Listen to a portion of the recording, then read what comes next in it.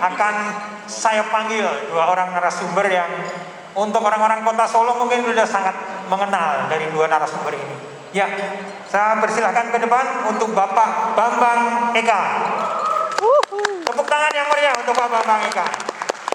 Ini selain seorang akademisi, dia juga seorang praktisi dari sosmed yang cukup luar biasa.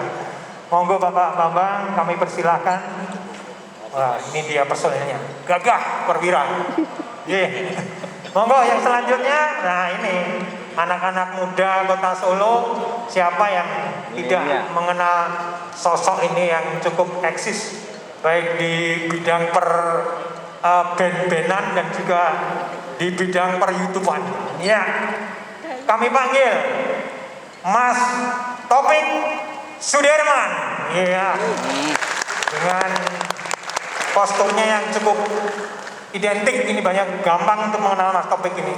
Selain menjadi penyiar radio, wah ini bandnya juga cukup eksis. Iya.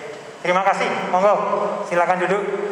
Ini dia dua narasumber kita yang nanti akan mengupas tuntas berkaitan dengan tips and trik berjualan di e-commerce dan juga cara membuat website eksis di depan Google. Jadi beliau berdua ini punya pengalaman-pengalaman yang akan kita share di acara pada siang hari ini sehingga bisa menularkan virus positif yang akan membuat adik-adik juga teman-teman yang di sini dalam memanfaatkan internet bisa digunakan dengan maksimal untuk pemanfaatan yang baik. Karena pemanfaatan internet ini sangat tinggi khususnya di Indonesia dan pemakainya adalah rata-rata yang paling besar adalah yang berumur 18 sampai 25 tahun kalau nggak salah ya Pak Bambang.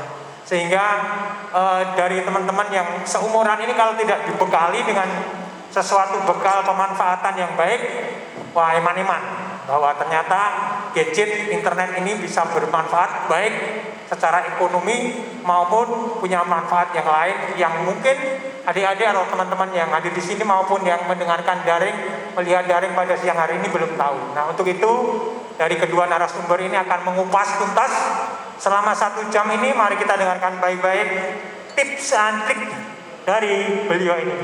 Yang pertama mungkin Mas Taufik dulu ini, Mas Taufik. Ya, halo, selamat pagi teman-teman semuanya. Ya, disapa dulu Mas Taufik penggemar-penggemarnya. Iya, penggemar luar biasa ya. Oke, halo teman-teman dari yang udah gabung di Zoom dan juga yang ada di Ballroom Alila ya. Selamat pagi, semangat ya Mas Ian ya. Walaupun catnya cuma dirit tapi masih semangat ya, nggak apa-apa ya. Oke. Ya. Mas Taufik ini cukup banyak kata-kata cinta yang bisa membuat para pelihat daripada kontennya untuk mendayu-dayu.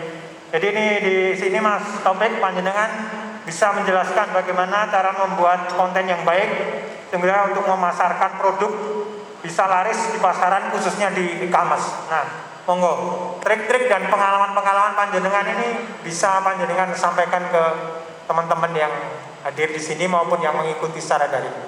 Oke, jadi sebelumnya aku mau ngasih tahu aja bahwa kita di sini sharing aja ya Pak ya. Jadi ini berdasarkan pengalaman aku. Jadi awalnya itu kalau aku sendiri menilai kalau kita ngomongin tentang konten gitu ya, bagaimana konten itu bisa bersinergi dengan yang namanya produk yang akan kita tawarkan di e-commerce. Karena memang karena posisi aku ya Pak ya, itu sebagai content creator yang mana kita selalu bekerja sama dengan beberapa brand yang mana brand ini butuh untuk diangkat atau dipromosikan. Nah, sebenarnya udah dari dulu sih Pak, awalnya karena kalau kita ngomongin tentang brand atau produk yang dipasarkan, itu biasanya kita lihat dari hal-hal yang memang digunakan masyarakat pada umumnya, atau memang berkaitan dengan fashion atau lifestyle atau food and beverage juga. Nah, kebetulan karena emang badan saya agak berisi, ini bukan berarti saya sering makan, tapi memang sering kelaran aja ya. Kalau teman-teman nggak tahu, kelaran itu artinya tersakiti. Jadi mungkin aku mau nyemangatin aja buat teman-teman yang hari ini merasa gimana ya, menganggap bahwa dirinya itu nggak spesial. Tenang aja, karena kalau kita ngomongin digital, semuanya ini yang sebelumnya nggak mungkin itu bisa menjadi mungkin.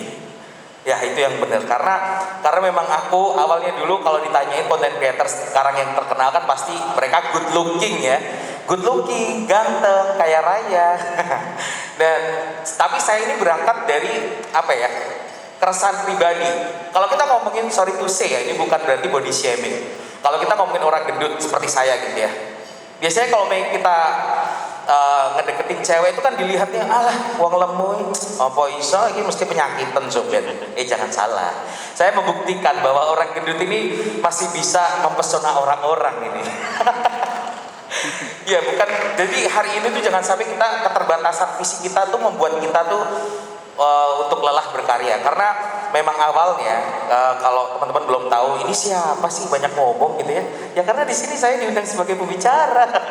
Kalau saya banyak kungfu berarti saya sebagai kungfu panda ya. Oke, kita lanjut ke obrolan ya. Nah, kalau aku sih tipsnya, awalnya memang ketika kita valuable, kadang kan kita ini Pak, ngomongin tentang produk yang kita pasarkan itu biasanya berawal dari produk ini memang udah valuable duluan gitu, udah bernilai duluan. Nah dari situ kita bisa tahu bahwa ketika dipromosikan itu biasanya kita ngomonginnya itu soft selling. Saya biasanya soft selling Pak. Jadi nggak pernah tuh langsung dari awal tuh langsung, hey guys, aku dikirimin nih, gitu nggak pernah sih Pak. Dulu pernah kayak gitu. Jadi sekarang kalau aku di digital aku dari TikTok, Instagram, kalau teman-teman yang di rumah jangan lupa follow dulu ya. Di Instagram, TikTok, sama Twitter juga, YouTube, Topik Spasi Sudirman. Jadi awalnya aku mengawali karir itu jadi musisi dulu, terus habis itu ke content creator karena aku merasa kayak harus ada platform yang melampiaskan perasaan hati yang seperti Pak Isnan bilang tadi tentang kata-kata mendayu, galau, karena itu sering saya rasakan dulu Pak, sering saya rasakan gitu.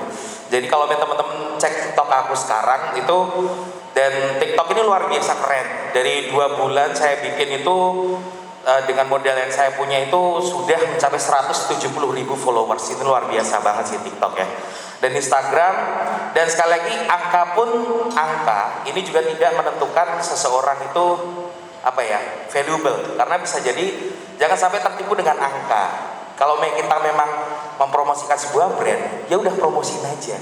Biasanya kan kalau memangnya awal karena memang konten saya cinta-cinta nih Pak, itu biasanya saya sisipkan untuk brand yang memang mau beriklan gitu ya, di e-commerce, di sosial media, itu di tengah-tengah. Kalau kita ngomongin video klip, sebut saja salah satu produk yang dulu nyeponsorin video klip saya dulu yang judulnya Piambaan, itu Round Division.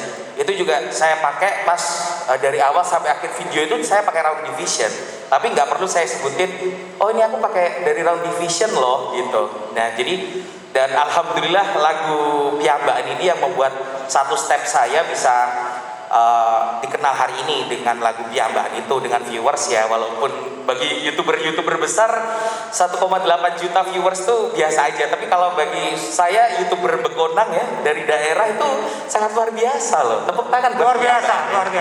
Itu Piambaan. Itu bener-bener itu yang membuat saya Pak Isnan bisa ketemu sama teman-teman, banyak fansnya juga, bisa di follow sampai hari ini dengan lagu itu, dan masih konsisten untuk berkarya. Nah dari situ, dari sosok yang istilahnya orang-orang itu udah trust sama aku gitu tentang apapun yang dipakai sama Mas. Nah itu bahkan itu terbukti dari karena kan fashion saya kan ini Pak, berlebihan berat badan. Nah ini malah jadi space untuk teman-teman yang badannya gemuk kayak saya itu nanyain, Mas dari celana beli di mana? Baju outer dari mana? Baju dari mana? Nah, ini kan bisa jadi memang peluang bisnis untuk brand-brand di luar sana yang